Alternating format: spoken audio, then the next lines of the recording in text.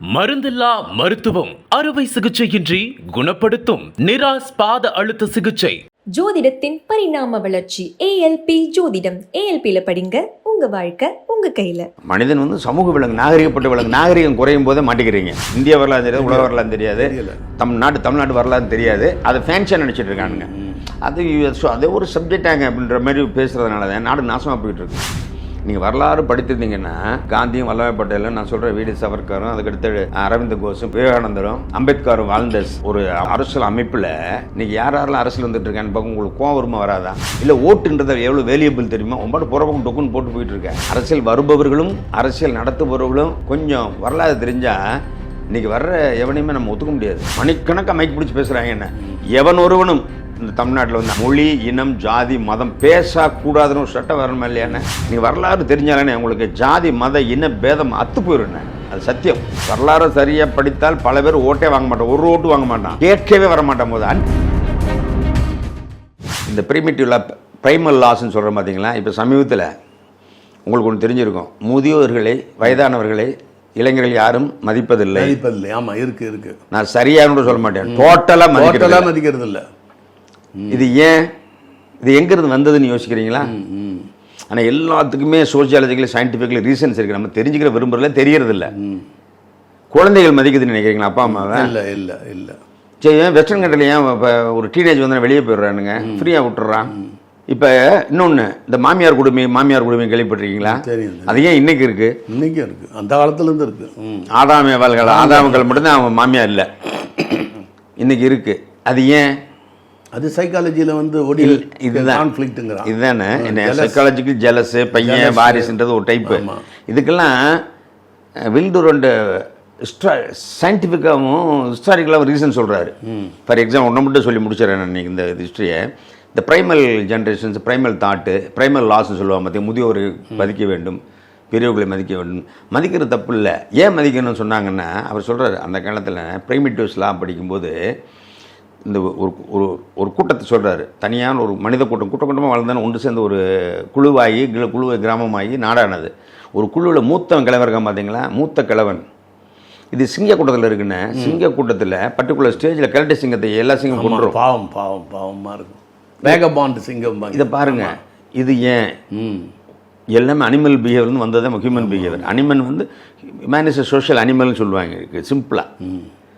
மனிதன் சமூக விலங்கு, நாகரிகப்பட்ட விலங்கு. நாகரிகம் குறையும் போதே மாட்டிக்கிறீங்க. Speaking animal. நாகரிகம் குறையும் போதே நீலாம் மனுஷனாடான்னு கேட்குறேன் பார்த்தீங்களா? இங்கிலீஷ்க்கு நம்ம நாட்டில் நீலாம் மனுஷனான்னு கேட்பாங்க. ஃபாரின் யூ ஆர் சிவிலைஸ்ட்னு கேட்பாங்க, ஆர் எஜுகேட்டட்னு கேட்பான். புரியுதுங்களா? அவன் மனுஷனான்னு கேட்குறதில்ல. ஏன்னா அவன் சிவிலைசேஷன் ஆயிட்டியான்னு கேட்குறான். நம்மளால நீ மனுஷனா பண்ணியலாம். ஏன்டா காட்டு முன்னாடி தன்மை நடந்துக்கிறீங்க, ஏன்டா காட்டுப்பய மாதிரி நடந்துக்கிறேன். நம்ம கிராமத்தை திட்டுவாங்க பார்த்தீங்களா? காட்டுப்பயன்றதான் சேவேஜ்னு சொல்லக்கூட பார்பேரியனிசம். அப்போ என்ன பிரைமரில் என்ன சொல்ல, அந்த கூட்டத்தில் ஒரு கிழமை இருப்பான்னு, அந்த கிழவனுக்கு தான் ஆகாயத்தை பார்ப்பாங்க பாருங்க. நம்ம பாரதிய படத்துக்கு அப்படி ஊத்து கை வச்சு பார்ப்பாங்க பாருங்க. இது தான் காலத்தை கணிக்கிறது. ஏன்னா ஒரு விண்டு அடிக்கிற திசையை வச்சு கிழமை அப்படியே பார்ப்பான். டெசர்ட்டில் பார்த்தீங்கன்னா மழை வரப்போகுதுன்னு எல்லாத்தையும் நான் பார்த்துருக்கேன். இப்போ தான் ப்ராட்காஸ்ட் ஒரு மாதத்துக்கு முன்னே சொல்லிடுறோம் அடுத்த வருஷம் எப்போ இருக்குன்னு. ஸோ அவன் பெரியவனை மதிப்பானா? மதிக்க மாட்டான். அந்த காலத்தில் இப்போ உச்சித்த மணி 12 ஆச்சாப்பான்மா. இப்போ கிடையாரம் வந்துருச்சு. இப்போ வர்ற தை மாதம்ப்பா அப்படின்னு ஆரம்பிப்பான். இப்போ எல்லாமே டேபிள் வந்துருச்சு. இன்னொன்று, சமைக்கிறது எப்படின்னு மாமியாக தான் சொல்லணும். நாட்டுக்குழம்பு வைக்கிறது எப்படி? நம்ம இப்போ நெட்டில் நமக்கு நாட்டுக்குழம்பு கிளவி தான் உப்பெல்லாம் போடும். கிளவி பணியாரம் சொல்லி கொடுப்பா. இந்த பூப்படைந்த பெண்களுக்கு என்னென்ன மரியாதை செய்யணும், முறை செய்யணும் கிளவி சொல்லுவாளுங்க. இப்பெல்லாம் பூப்படைக்கு வெளியே சொல்கிறது அசிங்கன்றாங்க. நெட்டில் பார்த்துறாங்க. புரியுது உங்களுக்கு? நெட்டில் என்ன அது வெளியே சொல்லாது. அதெல்லாம் ஒரு நேச்சுரல் ஃபினாமினான்னு போயிட்டானுங்க.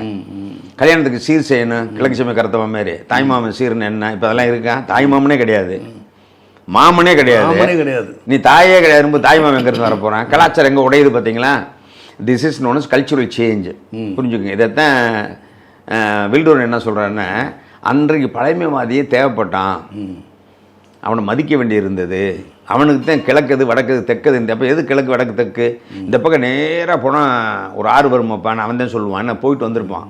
இந்த பக்கம் போகாதீங்கடா, அங்கே இந்த பக்கம் பாம்பு வெள்ளி, இப்போ புலி காட்டு புள்ளிலாம் இருக்குன்னுவான். போயிட்டு வந்து அடி வாங்கி வந்திருப்பான். அதெல்லாம் இவன் சொல்கிறது எல்லாம் கேட்டுக்கிட்டு இருப்பாங்க. இடி டமால் முடிச்சு அங்கே ஒரு பேய் இருந்ததுப்பா. அந்த பேய் கூட கிளவி கூசாம போய் சொல்லுவாங்க எங்கள் ஊர் பக்கம் எப்போ அந்த ரெட்டால மரத்து பக்கம் போனேன்டா அங்கே நைட்டில் கிளவி நான் காவு இருந்தேன்டா 5 பேர் உட்காந்து கடலை சுட்டு தின்னுட்டு இருந்தேன் நானும் உட்காந்து தின்னேன் அப்போ பார்த்தா 5 பேய் காத்து கருப்பு அன்னைக்கு இருந்து நமக்கு அந்த ரெட்டால மரம் அலர்ஜி ஆகும் இந்த மாதிரிலாம் கிளவின்னு சொல்லி நைட் கம்பு தூக்கிட்டு காவல் பிடிச்சிட்டு போவான்னு தாத்தான்னு கதை கேட்டால் ஊர் கதையெல்லாம் அவுத்து விடுவான். இதைத்தான் சொன்னது ப்ரைமல் பிரிமிட்டிவ் ப்ரைமல் ஜென்ரேஷன் தான். ப்ரைமல் கடந்த கால வாழ்ந்து முடிந்த கால மனிதர்கள். அதனால ஒரு பர்டிகுலர் வயசுக்கு மேலே நீங்கள் உயிரோடு வந்தீங்கன்னா உங்களுக்கு இந்த காலத்தில் மரியாதை இல்லைன்றான். நான் யாருன்னு சொல்ல விரும்பல, பல பேர் வேணாம் நாமும் இருக்கலாம். ஏன்னா பர்டிகுலர் வைரமுத்து கரெக்டாக சொல்லுவார், என்ன உடம்பில் தெம்பு இருக்கும்போது சுடாட்டு நோக்கி நடந்து சென்று விடுன்னு வைரமுத்து. அது என்ன இதில் எடுத்து போட ஆள் இல்லைன்றது அவருடைய கருத்து. உண்மை. முதல்ல இப்போ செத்து போனேன்னு முதல்ல ஒரே கூடிய ஆளுங்க அவனுக்கு ஏற்ற ஒரு 10 100 50 பேர் சேர்ந்து என்னப்பா முன்னாடி செத்து போனாப்பா க்ரௌடை வச்சு தான் என்னப்பா காளியம்மா செத்து போனா அப்புறம் அழுதுட்டு இருப்பாங்க. இப்போ எல்லாம் செத்து போனானே அப்புறம் இத்தனை இன்னும் உயிரோடு தானே அப்படின்னு போய்கிட்டே இருக்காங்க. எடுக்கிறாங்க புணத்தை அனாதே வச்சுருக்காங்க. நானே பார்த்துருக்கேன் சுடுகாட்டில் பல புணங்கள் தனியாக கிடக்குன்னு இவங்க பார்த்துக்கிட்டு பேசிட்டு இருக்காங்கண்ணே. புணம் வெயிலும் ஈலும் காஞ்சி பெரிய பெரிய ஆட்களோட புணத்தை நான் பார்த்து சொல்கிறேன். ஐயோ பெரிய பெரிய ஆட்கள்ண்ணே பணத்தை சுடுகாட்டில் வச்சுட்டு அந்த கடைக்கு மொட்டை போகிறதெல்லாம் நடக்கும் பார்த்தீங்களா, முச்சிட்ருக்குண்ணே. செத்தவங்களை வந்து தெய்வம் இவங்க எங்கே அந்த இதை பிரிமிட்டிவ் தாட்டு பிரிமிட்டிவ் லா போவோம். ஹிஸ்ட்ரிலேருந்து அப்படியே சோஷியாலஜி போவோம். பிரிமிட்டிவ் தாட்டுன்றது தான் இப்போ நீங்கள் ப்ரைமல் தாட்டுன்றது தான். இந்த மாமியார்கள் வர ப்ரைமல் தாட்டுன்னு, அதாவது மருமையை மதிக்கணும். இந்த தாட்டே ப்ரைமல்ன்றான். இதனால தான் பல மாமியார் வீட்டில் இருக்கிறது இல்லை பார்த்தீங்களா. கல்யாணம் முடிச்ச பொம்பளை வந்தோன்னா மாமியார் மரப்போ வெளியே திருவாள் கூட ரூலோட உள்ளே வர்றாங்க. ஆமாம், இல்லைன்னா ரொம்ப சந்தோஷமா இருக்காங்க. நியூக்ளியர் ஃபேமிலி, நானே நீயே நம்ம குழந்தைங்க, அவ்வளோதான். உங்கள் அப்பா அம்மா இருக்கக்கூடாது, எங்கள் அப்பா அம்மா இருக்கக்கூடாது, அண்டர்ஸ்டாண்டிங்க ஓகேவா, ப்ரொசீட் பண்ணுவோம். Otherwise get lost. That mean இந்த பொம்பளையை தான் இந்த மாமனார் மாமியார்லாம் எப்பா காப்பி போட்டு அம்மா மாமனார் அவர் வந்தோன்னா ஒரு காலக்கல்வி தண்ணி எடுத்து கொடுக்கணும். அதெல்லாம் இல்லை. தட் ஃபெல்லோஸ் ஆர் ப்ரைமல், காலம் கடந்து வாழ்கிறவர்கள். அதெல்லாம் முதியோர்கள் எல்லாம் வர ஆரம்பிச்சது. சங்க காலத்துலையும் இலக்கியங்கள் எங்கேயுமே முதியோர்கள் இல்லை. என்ன விளையாட்டான்னா ஐடியாவே அவங்ககிட்ட தானே கேட்பாங்க வயசானவங்க. இந்த ஐடியா கேட்கறது தானே உங்களுக்கு பெரிய மனுஷனுக்கு மூத்தவங்களுக்கு மரியாதை இருந்தது குடும்பங்களில். அதாவது ஆலோசனை எப்பப்போ விதைக்கலாம், கடைசி விவசாயி மாதிரி எப்பப்போ அறுவடை பண்ணலாம், இவன் கரெக்டாக இந்த மாதம் விதைக்கணுமாப்பா, இப்போல்லாம் கரெக்டாக ஆடிப்பட்டம் தேடி விதைக்கணுமாப்பா, அவனுக்கு தெரியும் எப்போ மழை வரும் எப்போ. இதெல்லாம் தெரிஞ்சதுனால அவன் அனுபவத்தை வச்சுருந்த அனுபவசாலிகள் தான் ப்ரைமல். அவங்களுக்கு மரியாதை கொடுக்குன்றது சமூக அமைப்பாக இருந்தது. என்னைக்கு வந்து பேப்பர்லையும் பிரிண்ட்லையும் டிஜிட்டல்லையும் உங்களுக்கு மேட்ரு கிடைச்சி விவசாயமே இல்லாமல் வந்த உடனே இனி ப்ரைமல் தேவையில்லாமல் அவனை எதுக்கு மதிக்கணும்? நம்ம கழட்டு பேல அவன் ஏன் உயிர் எடுத்துட்டு இருக்கான்? இப்போ எங்களுக்கு எல்லாம் தெரியா.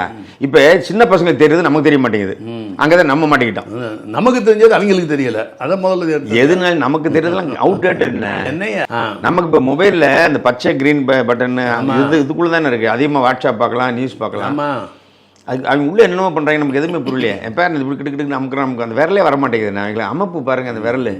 ஸோ இதுலேருந்து என்னென்னா ப்ரைமல் ஜென்ரேஷன், ப்ரைமல் தாட்ஸ் என்பது பழமைவாத தாட்டங்கள், பழமைவாத எண்ணங்கள். முதியோரை மதிக்கணும், எங்களை ரெஸ்பெக்ட் பண்ணுங்கள், நாங்கள் சொல்கிறதெல்லாம் அந்த காலத்தில் நாங்கள்லாம் சொன்னீங்கன்னா இந்த சொசைட்டி ஒத்துக்காது. அது அரசியல் ஆகட்டும். இப்போ அரசியல்வாதிகள் பார்த்தீங்களா, கருத்துக்கள் செத்து விட்டதுன்னு 40 வருஷத்துக்கு முன்னாடி எழுதிட்டான் சுருக்கமாக. இப்போ அரசியல்வாதியை பார்த்தீங்களா, இன்றைக்கி நான் யாருன்னு பேர் சொல்ல விரும்பல, நீங்கள் புரிஞ்சுக்குங்க. முந்தையெல்லாம் அரசியல் எப்படின்னு இருக்கும் உங்கள் காலத்தில் பாருங்கள். ஆமாம், எங்கள் காலத்துல எல்லாம் உங்கள் காலத்தில் எப்படி 4.5 மணி நேரம் பேசினார் இவர் நெடுஞ்செழியன் மன்னார்குடியில் 19. நம்ம தாத்தா எப்படி அரசியல் பார்த்துட்டு இருப்பாரு. காந்தி வர்றாரு, நேரு வர வல்லபாடு அப்படி ஊரில் கக்கன் கருத்திருமன் இப்படி போய் அதாவது மண்டே நரைச்சி போனால் தான் அரசியல் ஒத்துக்குவாங்க. ஆமாம். இப்போ சின்ன பசங்களாம் ஆரம்பிச்சிட்டாங்கல்ல. ஆமாம் ஆமாம். அவனுக்கு என்ன தெரியும் அரசியல் என்ன, அரசியல்னா என்ன? அரசியல் என்பது ஒரு உலகம்னு நம்ம வாட்டுக்கு அப்போல்லாம் அதுக்கு அடுத்து வாங்க. உங்கள் அப்பா காலத்தில் எப்படி இருந்தது? எங்கள் அப்பா காலத்தில் ஹிந்தியை எதிர்கொள்றது எங்கள் அப்பா ஜெயிலுக்கு போயிருக்காரு. ஆமாம் ஆமாம். என்னை தோல்வதிக்கு வச்சுட்டு போயிருக்காரு. எங்கள் அப்பா திருச்சி ஜெயிலில் இருந்தார். நான் திருச்சி ஜெயில் எனக்கு 8 வயசு பையன் தோல்வதிக்கிட்டு சுமந்துட்டு போவாங்க. அறப்போராட்டம் வானுங்கண்ணே. கட்சியில் ஒரு பிடிப்பு இருக்கும், ஒரு தலைவரை பார்த்து வளருவாங்க, அவங்கள போஸ்ட் ஒட்டி கொள்கையை பச்சு அண்ணாவின் கலைஞர் பேச்சும் கேட்டு விழுந்தவர்கள் தமிழின்பால். அது ஒரு கூட்டம். அடுத்த ஒரு கூட்டம் மாறினது அரசியல். எம்ஜிஆர் வந்த பிறகு தலைகளாக மாறிச்சு அரசியல். நம்ம யாரும் குறை சொல்லக்கூடாது. எம்ஜிஆர் வந்த பிறகு அரசியல் வந்து இப்படி திரும்பினது. அவரும் கூட கட்சியில் உழைச்சி இருந்து வந்தவர்ன்றது மாற்றுக்கிறது கிடையாது. அப்புறம் அம்மா ஜெயலலிதா அம்மா இப்படியே வந்துட்டே அவங்க டைல்யூட் ஆகுதான்னு மட்டும் பாருங்கள். அரசியல் காலம் எப்படி மாறுதுன்னா, முதலாம் அரசியல் தின்னு கொட்டை போட்டவங்க தான் அரசியல் வந்து எஸ்டாப்ளிஷ் பண்ணி பேச முடியும், கடத்த முடியும். உலக வரலாறு தெரிஞ்சு, உள்ளூர் வரலாறு தெரிஞ்சு, போராட்டங்களை பல கலந்து களம் சென்று சிறை சென்று அரசுக்கு இதை போராடி வந்து அரசியல்வாதியாக வார்டு கவுன்சிலராகவும் உள்ள பஞ்சாயத்து பிரசிடண்டாக ஒத்துக்குவாங்க. இன்னைக்கு பார்த்தீங்களா டைலூஷன் தெரியுதா உங்களுக்கு? காந்தி காலத்துலேருந்து தெரியுது. காந்திக்கு முன்னாடி வீடி சவர்கர் காலம், அதுக்கு முன்னாடி வீர கட்டவங்க காலத்துல எடுத்து பார்த்தீங்கன்னா அரசியல் என்பது உயிரை பணை வைத்து ஆடணும். இப்போ அப்படி இல்லை, கொஞ்சமாக டைலட் ஆகி இப்போ சின்ன நேற்று வந்து அப்படியே திடீர்னு காலைல அரசியல், மறுநாள் காலையில் சிஎம். முதல்ல சிஎம் ஒரு வார்த்தை உச்சரிக்க முடியுமா? காமராஜர் அண்ணா இருந்த காலங்களில், பக்தி வச்சலம், ராஜாஜி இருந்த காலங்களில் அந்த பதவியோட மரியாதை என்ன? இதுலேருந்து தெரிஞ்சுங்க. This is called as primal. இதுக்கு என்ன செய்யணும் தெரியுமா? நீங்கள் மாணவர்களே, சகோதரர்களே, உங்களுக்கு ஒன்று சொல்லிக்கிறேன். இப்போ நான் வெட்டி கதை பேசுகிறமே உங்களுக்கு தெரியும், உத்து பார்த்தா மட்டும் உண்மை தெரியும். டைலூஷன் சொல்கிற வரலாறு, நேற்றைய வரலாறு, அதுக்கு முதல் நாள் வரலாறு படித்தா தான் இன்றைக்கி இருக்க அரசியல்வாதியோட முகத்திரை உங்களுக்கு தெரியும். நான் சொல்ல உங்களுக்கு புரியுதானே? உண்மை. அப்போ நீ சுதந்திர போராட்டத்தையும் சுதந்திரம் பிரிட்டிஷ் காலம் எப்படி வந்தது, உலக அரசியல் எப்படி வந்தது, லெனின் எப்படி, மார்க்ஸ் எப்படி இருந்தார், அங்கே பிரிட்டனில் எப்படி இருந்தான், ஜெர்மானிக்ஸன் எப்படி வந்தானுங்க, ஃப்ரெஞ்சு ரெவல்யூஷன் எப்படி வந்தது, நெப்போலியன் எப்படி வந்தார். நெப்போலியன் வந்து ஒரு புரட்சியோட பையன் தானே, ஃப்ரெஞ்சு ரெவல்யூஷனோட சன்னிதான் நெப்போலியன் சொல்லுவானுங்க இல்லையா? இந்த வரலாறு தெரியாத ஒருத்தன் கடைசி நெப்போலியன் எப்படி செத்தார். நெப்போலியன் பாடியை அப்புறமேல் போஸ்ட் பண்ணி பார்த்தாங்கன்னா ஆர்சனிக் பாய்சன் இருந்திருக்கு அதில். அவருடைய பாடியில் என்ன தனிமைச் சிறையில் வைத்து சில புத்தகங்கள் மட்டும் கொடுத்துட்டு போயிட்டாங்க. அவர் இறந்த பிறகு பார்த்தீங்கன்னா அவர் பாடியில் வந்து ஸ்லோ பாய்சன் இருந்திருக்கு. அது இப்போ சயின்டிஃபிக்காக இப்போ கூட சொல்லுவானுங்க. இப்போ நிறையா சயின்ஸ் எல்லாமே விளக்கம் கொடுக்குது. ஏன் நான் சொல்கிறேன்னா, ஒரு டிசைன் பண்ணி சொல்லிக்கிறேன். வரலாறு ஏன் முக்கியம், ஏன் வரலாறு படிக்கணும், வரலாறு படித்தா உங்களுக்கு மைண்டில் என்ன ஓடுன்னு சொல்ல வந்தேன்னா, இந்த பழைய காலத்து வரலாறுலாம் நீங்கள் இந்த இளைஞர்களும் தெரியல, பெருபாரி கூட்டத்துக்கு தெரியல. 90%க்கு இந்திய வரலாறு தெரியாது, உலக வரலாறு தெரியாது, தமிழ்நாடு வரலாறு தெரியாது. அதை ஃபேன்ஷியாக நினச்சிட்டு இருக்கானுங்க. அது ஒரு சப்ஜெக்டாங்க அப்படின்ற மாதிரி பேசுகிறதுனால தான் நாடு நாசமாக போயிட்டுருக்கு. நீங்கள் வரலாறு படித்திருந்தீங்கன்னா காந்தியும் வல்லபாய் பட்டேலும், நான் சொல்கிற வீடி சவர்கரும், அதுக்கடுத்து அரவிந்த் கோஷும், பெரிய பெரிய விவேகானந்தரும், அம்பேத்கரும் வாழ்ந்த ஒரு அரசியல் அமைப்பில் இன்றைக்கி யாரெல்லாம் அரசியல் வந்துட்டு இருக்கான்னு பார்க்க உங்களுக்கு கோவம் வருமா வராதா? கோவம் வராட்டி எரிச்சல் வரலாமல் இருக்குமா? இல்லை ஓட்டுன்றதை எவ்வளோ வேல்யூபிள் தெரியுமா? ஒம்பாடு போகிற பக்கம் டொக்குன்னு போட்டு போயிட்டுருக்கேன். அரசியல் வருபவர்களும் அரசியல் நடத்துபவர்களும் அரசியல் நம்மளும் கலந்துட்டு இருக்கோம் ஓட்டு போகிறதுனால. கொஞ்சம் வரலாறு தெரிஞ்சால் இன்றைக்கி வர்ற எவனையுமே நம்ம ஒத்துக்க முடியாது. புரியுதானே? மொழி, இனம், ஜாதி, மதம் பேசி அரசியல் பண்ணுற எவனையுமே நீங்கள் ஒத்துக்க முடியாது. அப்போ நாட்டை ஏதோ அங்கே சீரழிக்கிறான நாட்டு தான். பிகாஸ் வதர்வனுக்கும் அரசியல் தெரியாது. நீங்கள் வர அரசியல் ஒரு எக்ஸாம் வைப்போம்னே எல்லாத்தையும் எழுத சொல்லுங்கள். ஒரு சின்ன கொஸ்டின் பேப்பர், ஒரு 50 கொஸ்டின் மட்டும் டிக்கு அடிக்கிற அப்ஜெக்டிவ் எழுத சொன்னால் சுத்தமாக எழுத மாட்டானுங்க. ஒரு பக்கம் கூட வச்சு தேர்ந்தெடுத்தீங்கன்னா நீங்கள் யாராவது தேர்ந்தெடுப்பீங்களா? ஒரு அரசியல்வாதிக்கு அறிவு விட வரலாறு முக்கியம் இல்லையா? அட்லீஸ்ட் அரசியல்வாதிகளாவது வரலாறு படிக்கணுமா இல்லையா? நீங்கள் திராவிடம்னு அப்போ ஏன் சண்டை வருது, திராவிட இயக்கம்னு ஏன் சண்டை வருது, எப்போ வருதுன்னு யோசித்து பாருங்கள். திராவிடம் என்பது திருநத்தாக வார்த்தை மாதிரி ஆகிப்போச்சு சமயத்தில். நம்ம இதில் கூட சில கேள்வி கேட்டிருக்காங்க, ஐயா திராவிடம் என்ற சொல்ல முடியுமான்னு. திராவிடம்னா அவளை ஈஸியெல்லாம் விலைக்கு சொல்லிட முடியாது. நீங்கள் நினைக்கிற மாதிரி அவளை ஈஸியில் அந்த வார்த்தையை உச்சரிப்பதும் அதை கொச்சைப்படுத்துவதும் நாங்கள் அதை போட்டோம்ல போலவும் இல்லை. அது உண்மை. வரலாற்று ஆசிரியர் எனக்கு பார்த்தோன்னா திராவிடம், ஆரியம், பெரிய இன போராட்டம், இன வர்க்க போராட்டம்னா அது. கார்ல் மார்க்ஸோட தத்துவத்தை நீங்கள் ஒரு நாள் சொல்லிட முடியுமான்னு? நம்ம கார்ல் மார்க்ஸை நம்ம கொச்சப்படுத்தி பேச முடியும். உலகத்தின் தலையை திருப்புறவங்க சில பேரில் கார்ல் மார்க்ஸ், ஏங்கிள்ஸ் 2 பேர். எவ்வளோ பெரிய போராட்டம்! அவங்க உலகத்தின் வரலாற்றை ரெண்டாக திருப்பி போட்டவங்க 2 பேர். அதை நம்ம கொச்சைப்படுத்தி பேசலாமா? என்ன கம்யூனிஸ்ட் மாரி பேசுகிறேன்னு வாங்க. என்ன இன்னைக்கு எல்லாருமே ஊரில் வேணா கம்யூனிஸ்ட் மாரி பேசுகிறேன். அதாவது உறக்கவும் உண்மையும் தெளிவாகவும் பேசுனா இந்த கம்யூனிஸ்ட்டுமா, இன்னும் கொஞ்சம் பேசுனா தீவிரவாதி, டெரரிஸ்ட். Voice ஏற்றுனீங்கன்னா terrorist. அப்போ எங்கே இருக்கான்? உனக்கு கம்யூனிஸ்டும் தெரியாது, எங்களும் தெரியாது, கார்ல் மார்க்ஸும் தெரியாது, லெனின் தெரியாது, ஸ்டாலின், நீங்கள் தான் அதெல்லாம் படித்து மனப்பாடமாக சொல்லுவீங்க. இது தெரியாமல் எப்படி நம்ம ஒரு சமுதாயத்தை போற்ற முடியும்? அதை கம்பல்சரியாக வைக்க வேணாமா? வெளிநாட்டில் மாரி என்ன ஹிஸ்ட்ரி படிக்காதவன வேலைக்கு எடுக்கக்கூடாது. அடாடாடா நல்லா இருக்கு. ஹிஸ்ட்ரி தெரியாதவனை எம்எல்ஏ எம்பிக்கு சீட்டுக்கே கொடுக்கக்கூடாது. நீ அதுக்கு என்ன பண்ணி பேட்டில் பிளாஸ் வரைக்கும் போக வேணாம், நீ அந்த டீப்பு கூட போகணும். சூப்பர் ஃபீஸில் விடுதலை போராட்டத்தை பற்றி ஒரு பக்கம் எழுது. இது தெரியாமல் எம்எல்ஏ கிடையாது, எம்பிக்கு வேணால் 2 பக்கம் எழுதலாம். அவன் டெல்லி அட்ரஸ் தெரியணும், டெல்லியை பற்றி ஒரு பக்கம் எழுது, பார்லிமெண்ட்டை பற்றி. அப்படித்தான் எம்பி எலிஜிபிள்னு சொன்னீங்கன்னா டெல்லியிலேருந்து போவான ஆள் அவன் பேச வருத்தப்படாதீங்க. வெறி கோவம் வருது நீங்கள் வரலாற்றை பற்றி சொல்லும்போது. இதில் ஜெர்மனில் போய் பேசி பாருங்கள், ஜெர்மனியில் போய் பாருங்கள், நீங்கள் இஸ்தான்புல் போய் பாருங்கண்ணே. அந்த வந்து கான்ஸ்டன்டினோபிளோட ஹிஸ்ட்ரி மனப்பாடமாக சொல்கிறானுங்கண்ணே. சின்ன பசங்க ஜெர்மானிக்ஸுக்கு அடுத்து அந்த இருக்கிற இந்த போலண்ட் எல்லா கண்ட்ரியும் இந்த ஒரு யூரோப்பியன் கண்ட்ரியில் குட்டி குட்டி கண்ட்ரியாக ஒவ்வொரு கண்ட்ரிக்கும் ஒரு வரலாறுண்ணே, ஒவ்வொரு கண்ட்ரிக்கும் ஒரு ஹீரோ. அப்போ உலக உணர்வுள்ள நாடு எந்த நாடாக இருக்க முடியும்? அந்த நாட்டில் வளருது பொருளாதாரம். நம்ம கொடியை கொடிகட்டி பிறந்தப்போ நாய்க்கு நம்ம வைரத்தில் பெல்ட் போட்டப்ப அவன் பிச்சை எடுத்துட்டு இருக்கான். கோதுமைக்கும் ஓட்காக்கும் வரிசையில் நின்று சாகுறாங்க ரஷ்யாவில். நீங்கள் படிச்சிருப்பீங்க ஆமாம். ரஷ்யன் ரெவல்யூஷன் எந்த நேரம் கேளுங்க. ஒரு எம்எல்ஏ எம்பிட்ட சொல்ல மாட்டேன். எம்எல்ஏ எம்பின்னு கொச்சப்படுத்த நினைக்காத. இந்த அரசியல் வரும் அரசியல்வாதிகளுக்கும் அரசியல் கட்சி நடத்த ஒரு நாளை சிஎம்ஐலாம் கனகானும் எல்லோருக்கும் நான் சொல்லுவதே கடமை. இந்த வாய்ப்பு வச்சு நான் சொல்கிறேன். ஒரே ஒரு பிரெட்டுக்காக பெண் சோரம் போன கதையெல்லாம் அண்ணே, குழந்தைய வித்தவன் ரஷ்யாவில், குழந்தைய வித்தவன் பொண்டாட்டியை வித்தாலும் வாங்க ஆள் இல்லைண்ணே. ரஷ்யா ரெவல்யூஷன் உங்களுக்கு தெரியுமா? இதெல்லாம் தெரியாமல் நான் அரசியல் நடத்துகிறேன். நான் சிஎம் ஆகிறேன் பிஎம் ஆகிறேன் கூட்டத்தை கூட்டிகிட்டு கும்மால் அடிச்சுக்கிட்டு நாட்டை கெடுத்துக்கிட்டு நாட்டை கெடுக்கிற இவங்களை வரவேற்கிறது தப்பு. நான் அரசியலுக்கு வன்மையாக பேச நினச்சிடக்கூடாது. யார் வேணாலும் அரசியல் பண்ணலாம். ஆனால் முட்டாள்னு அரசியல் பண்ண எங்கேயாவது சொல்லியிருக்கானா? யார் வேணால் பைத்தியக்காரப்ப ஒன்று சேர்ந்துட்டான்னா அரசியல் பண்ணுங்க. எங்களை ஆள்றது தானே முயற்சி பண்ணுறீங்க. நாங்கள் தானே எங்களை தானே எழுச்சா ஓட்டு போடுற ஒரு பெருங்கூட்டம் இருக்குல்ல, அதை ஆட்சி பண்ணுறது உங்கள் ஆசை. இந்த வரலாறை தெரிஞ்சுட்டு வா. நீ வேறு எதுவும் பெரிய அறிவுஜீவியாக இருக்க வேணாம். கம்ப்யூட்டர் தெரிஞ்சுட்டு வர வேணாம். ஜீன் மேத்தமெட்டிக்ஸ் தெரிஞ்சுட்டு வர வேணாம். ஜென்டிக்ஸ் தெரிய வேணாம். ஜீனோம் தெரிய வேணாம். வரலாறு தெரியணுமா இல்லையா? மணிக்கணக்காக மைக் பிடிச்சி பேசுகிறாங்க. என்ன எவன் ஒருவனும் இந்த தமிழ்நாட்டில் வந்து அரசு இதில் மொழி இனம் ஜாதி மதம் பேசக்கூடாதுன்னு ஒரு சட்டம் வரணுமா இல்லையாண்ணே?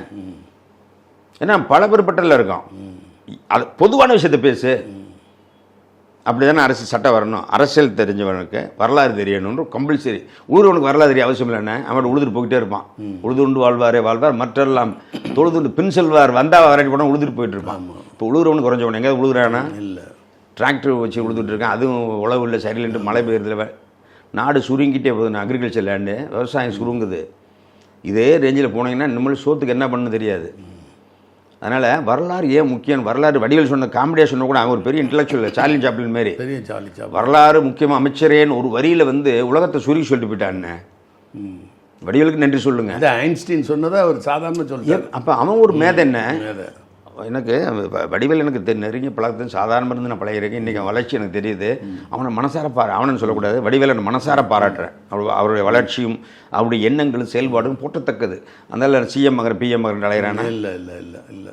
இந்த நடிகர்கள் விடையெல்லாம் அரசியல் அதை விட நிறைய பணமும் பேரும் புகழும் வச்சுருக்காரு. வடிவேல் இருந்தால் ஓட்டு போகிறதுக்கு ஒரு 1000 பேர் காத்துக்கிட்டு இருக்கான். அட்டி சிரிக்க வச்சு மனிதனுக்கு சிந்திக்க வச்ச ஒரு நபர்.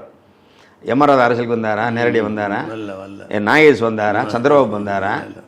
எம்ஜிஆர் தள்ளப்பட்டாருன்னு. ஏன் பாகவதரே வரல? தியாகராஜர் இருந்து என்ன அதுக்கு ஏற்றவங்களை எடுத்துக்கங்க. அவங்க வேலையை கலையோடு போயிட்டாங்க. எம்ஜிஆர் உங்களுக்கு தெரியும் அரசியல் தள்ளப்பட்டவர். அவர் விரும்பியெல்லாம் வரல. பாவத்தை வந்து யூஸ் பண்ணிக்கிட்டாங்க. அவர் தள்ளி விட்டோம். அப்படின்னா அரசியலுக்கு வந்தார். அவரை பார்த்து ரொம்ப பேர் கெட்டு போய்த்துறானுங்க. இப்போ 1957 சிப்பாய் மீட்டுன்னு சொல்கிறேன் கேளுங்க. கண்ணீர் விட்டு அழுதுருவீங்க. வீடியோ கேட்குறவங்க அழுதுருவீங்க. பார்க்குறீங்க நீங்கள் அழுதுருவீங்கண்ணே. நான் வாசிக்கும் போது கண்ணீர் விட்டுருக்கேண்ணே. என்ன தியாக போராட்டம் தெரியுமாண்ணே? இந்துக்கள் முஸ்லீம்கள் சேர்ந்துக்கிட்டு ஒருத்தர் ரத்தம் சடைமாறிட்டு போராடி பெற்ற சுதந்திரத்தை போய் நீ முஸ்லீம் பூரா வெளியே போகணுன்னா அது ஒரு மதம் தானே? அது நம்மளை பிஜேபின்றது. இல்லை பிஜேபி நான் எந்த மதமாக இருந்தேன்னு என்ன அதை பற்றி உனக்கு என்ன கவலை? நான் சொல்கிறது சரியாக இருக்கான்னு பாருட்டு அமைத்திட்டு போய்கிட்டே இரு. இந்த மாதிரி ஆட்கள் தான் இந்த நாட்டை கெடுத்துட்டு இருக்கவங்க. கிருமிகள்ண்ணே, டிசீட்ஸ் இருக்கவங்க. நாம் என்ன பேசுகிறோம்? எங்களுக்கு போற்ற வேணாம், வணங்க வேணாம், வழிபட வேணாம். நான் திருப்பி சொல்கிறது என்ன? வரலாறு நீங்கள் சொன்னீங்க வரலாறு ஏன் முக்கியம்? என்ன வரலாறு கற்க கசடற. நீங்கள் வரலாறு தெரிஞ்சாலே உங்களுக்கு ஜாதி மத இன பேதம் அத்து போயிடுண்ணே. அது சத்தியம். ஏன்னா ஒவ்வொன்றும் படிச்சுட்டு அடுத்து நான் சொல்கிறேன். 1957 பிளாசி வார். அதுக்கடுத்து சொல்ல வந்தது நான் வந்து அதுக்கடுத்து 1764 பக்சர் போர் சொல்லணும்னு நினச்சேன். அதை சொன்ன மாதிரி ஆல்ரெடி சுராஜு தௌலா பெரிய ஹீரோன்னு அநியாயத்துக்கு தோக்குறான். அது சிராஜு தௌலா 25 வயசு இளைஞன்னு அநியாயத்துக்கு கொல்ல போகிறான், தூக்கில் போட போகிறான். எதுக்கு போகிறான்னா இங்கிலீஷ் எதிர்த்து போகிறான்னா. அப்போ அந்த நாடு யாருக்கு சொந்தம்? ஹிந்துஸ்தான். முகல் பேரரசு அக்பர் அவுரங்கசீப் எப்படிப்பட்ட பாரம்பரியத்தை கொண்டு வந்து உண்டாக்குனாங்க. பாபர் யார், எப்படி வந்தார், ஹுமாயூன் யார், எப்படி வந்து வரலாறு படிக்கணும் இல்லையா? அவங்க நாட்டுக்குள்ளே வந்தாங்கன்றது ஒரு பக்கம் இருக்கட்டும். இந்த நாடு யாருக்கு சொந்தமாக இருந்தது, எவர் சொந்தமாக, எந்த நாடு எந்த மண் எவனுக்கு சொந்தம் இல்லைண்ணே? அது உண்மை. அதை புரிஞ்சுக்கணும் இல்லையாண்ணே? புரிஞ்சுக்கணும். உலகம் யாருக்கா சொந்தமாண்ணே? இந்த உலக உருண்டை எத்தனை பேரை பார்த்து சிரிச்சிருச்சு. எத்தனை அக்பர், எத்தனை அவுரங்கசீப், எத்தனை ஹிட்லர், எத்தனை முசோலினி, எத்தனை பிரிட்டிஷ் பேரரசி, உலக அரசி, நம்ம எலிசபெத் குவீனு, கிளியோபாட்ரா, எத்தனை கிளியோபாட்ரா, 7வது கிளியோபாட்ரா நம்ம பார்த்தது. அப்போ நம்ம பார்க்காத ஜூலியஸ் சீசரா 23 இடத்துல குத்தி கொள்றாங்க. முகத்தை மூடிக்கிட்டுல சாகுறாரு. நீ ஜூலியஸ் சீசர், நீ ஜூலியஸ் சீசர் பார்க்க வேணாம், இமேஜின் பண்ணிப்பாரு. வரலாறு என்ன சொல்லுது? இதை விடவா உனக்கு ஒரு அழிவு? கூட வந்த முறை குத்துறான் 23 குத்து. உங்களுக்கு தெரியும் எத்தனை குத்து? ஃபர்ஸ்ட் போஸ்ட் பண்ண ஜூலியஸ் தான் நடந்தது. ஆமாம், ஃபர்ஸ்ட் எஃப்ஐஆர். கூட இருந்த ஆட்கள், அவன் மாபெரும் வீரன், வாழ ஒரு நின்னா 5000-10,000 பேர் எத்திரிக்கக்கூடிய ஒரு மாபெரும் வீரன். ஏன் மூஞ்சியை முடிச்சத்த இந்த இழிவுச்சாவை எனக்கு தேவையானது தான் செத்தார். ரோமையும் பார்க்கக்கூடாது, என்னுடைய அந்த கொடுமையில் அந்த அந்த கார்பரேட் அவருக்கு ட்ரெஸ் எடுத்து டாக்கோ எடுத்து மூடின்னு அந்த மூஞ்சி தான் சாகிறாரு. அவர் நினைச்சா திருப்பி அந்த கத்தியை பிடி குத்திரிக்க தெரியாதா? அதிர்ச்சி ஆகிட்டாருன்னு.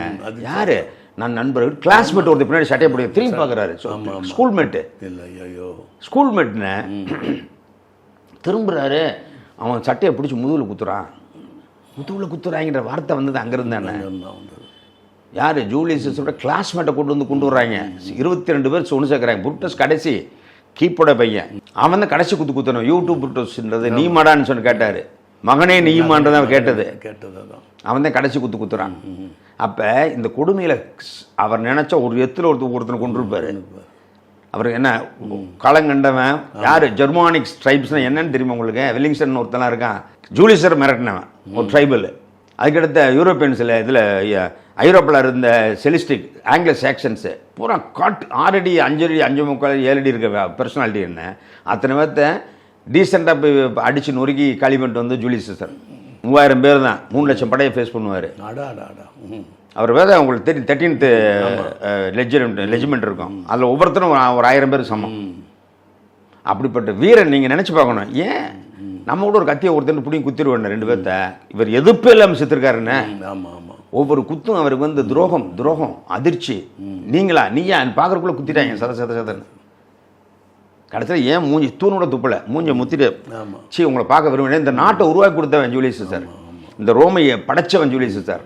இவ்வளவு வாஸ்ட் இதை உலகத்தை கிரியேட் பண்ணி கொடுத்த அவரை எங்கு ஆயுதம் எடுத்து செல்லக்கூடாதுன்னு சொல்லப்பட்ட இடம் செனட்டுக்குள்ளே ஆயுதம் கொண்டு போகக்கூடாது ரூல்னு இவர் ஆயுதம் இல்லாமல் போகிறாரு.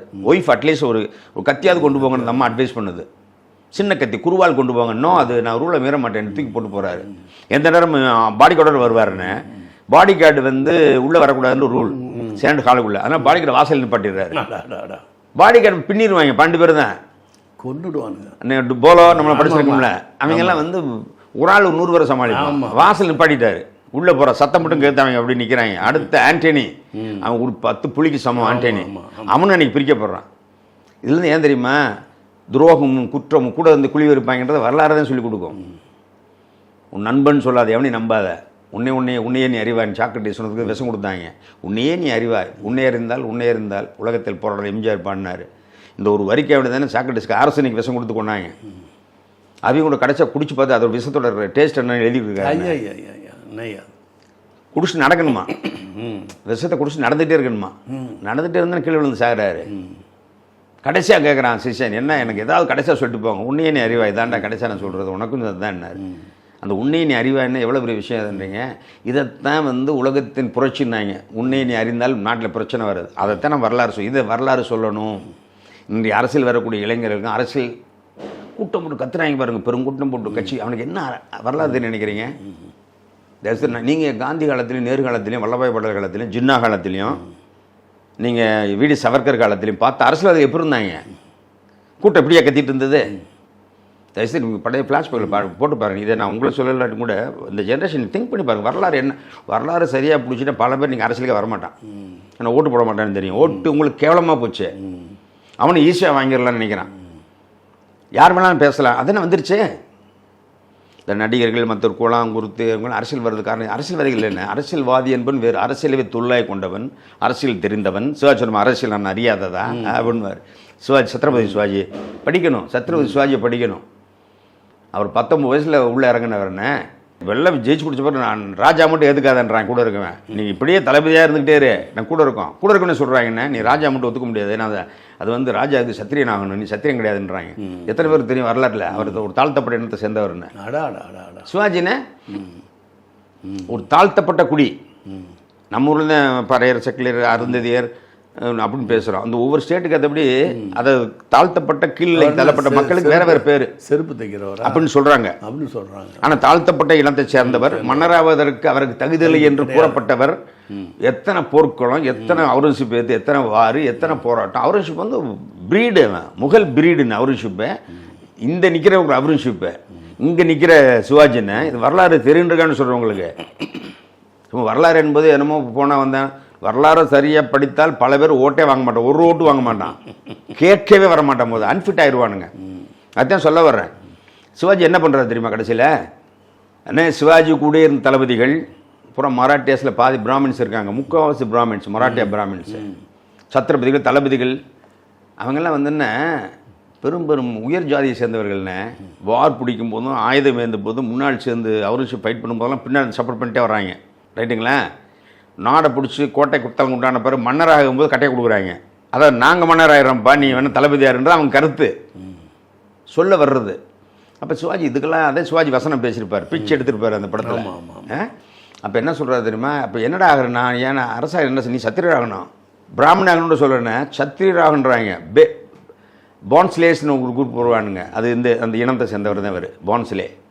அப்போ என்ன சொல்கிறேன்னா மன்னராகணும் என்ன செய்யணுருக்காங்க, நீங்கள் சத்திரியராகணும். சத்தியராகணும்னா சத்திரியர் வந்து பூண்டெல்லாம் போடுவாங்கல்ல, இந்த காக்கா பட்டர்னு ஒருத்தரை மிகப்பெரிய ஆரியங்கள்லேயே பிராமணத்தின் உச்சமானவர் வாரணாசியில், அவரை கூட்டு வர்றாருன்னு சிவாஜி. கூட்டு வந்து அவரை உட்காந்து வேதங்கள் சாத்தங்களாம் படித்து சிவாஜியோட தாத்தாவோட தாத்தா சத்திரிய வம்சத்தை சேர்ந்தவர்னு ஒரு பாயிண்ட் எடுத்து கண்டுபிடிச்சி அதனால் இவரும் சத்திரியர்னு சொல்லி பெரிய யாகம் நடத்தி பூணல் போட்டு விட்டார். காக்கா பட்டார் போட்ட பிறகுதான் சிவாஜியை விட்டாங்க மன்னர். சத்ரபதி சிவாஜி, சத்ரபதி, சத்ரபதின்றது என்னன்னா மன்னர், பதி என்பது பதினால உங்களுக்கு ராஜா, கிங்கு, அரசன், கடவுளுக்கு ஈக்குவல். சத்ரபதி நாட்டையால் மராட்டிய சிங்கம்னு கொண்டு வந்தது சத்ரபதி சிவாஜி. இவருக்கே இவ்வளோ தண்ணி ஆடினாங்க சீட்டுக்கு வர்றதுக்கு. நீங்கள் என்ன எளிமையாக சீட்டுக்கு வர ஆசைப்படுறீங்களா? இப்போ இந்த காலத்தையும் படிக்காத இந்த நாட்டில் வாழ்ந்துருந்தா அவன் நாட்டுக்கு அவசியமான யோசித்து பாருங்கள்.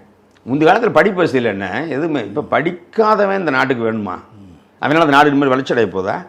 விவசாயி கூட மொபைல் பார்த்துக்கிட்டே உழுதுட்டு இருக்காருன்னு குழம்பு வைக்கிறதே மொபைல் பார்த்து எந்த என்ன நெல் வந்துருக்கு. அப்போ படிக்காத நம்மளுக்கு நாட்டுக்கு தேவையில்லை. அதை சொல்லிட்டு எத்தனை நாளைக்கு ஏமாற்றுவீங்க? கக்கன் காமராஜ் ஒருத்தர் வந்துடுவார், கல்விக்கு தகுதி, கான்ஸ்டியூஷன் சரி, சிஆர்பிசி, ஐபிசி எல்லாத்தையுமே மாற்றப்பட வேண்டியது என்ன? மாற்றத்துக்குள்ளாக எதுவுமே இல்லை, மாறாத எதுவுமே உருப்படாது.